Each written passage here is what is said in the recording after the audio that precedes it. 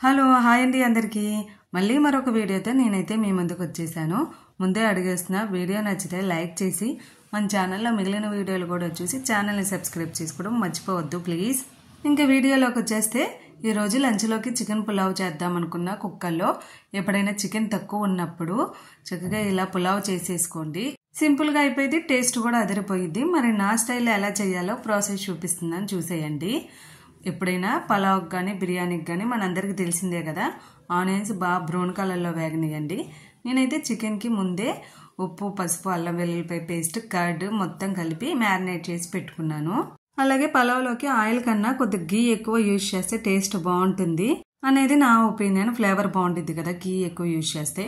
Chicken మగ్గిన తర్వాత మళ్ళీ సాల్ట్, కారం, అలాగే బిర్యానీ మసాలా పౌడర్ యాడ్ చేశానండి.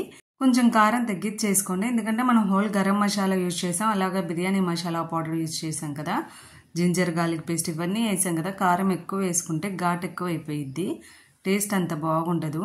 కర్రీ నుంచి ఆయిల్ సెపరేట్ అయ్యాక గ్లాసున్నర వాటర్ యాడ్ చేసుకొని హై ఫ్లేమ్ మీద ఒక విజిల్ రానిస్తే సరిపోయిద్దండి. రైస్ చూసారా ఎంత పొడిపొడిగా వచ్చిందో. నేనైతే ఆనియన్తో సర్వ్ చేసేసుకున్నా, ఇంకా ఏ కర్రీ కూడా అవసరం లేదు. ప్లెయిన్ రైసే వేడివేడిగా తింటే సూపర్ ఎమ్మీగా ఉంది. మరి మీరు ట్రై చేసి ఎలా ఉందో కామెంట్ సెక్షన్లో కామెంట్ చేయండి.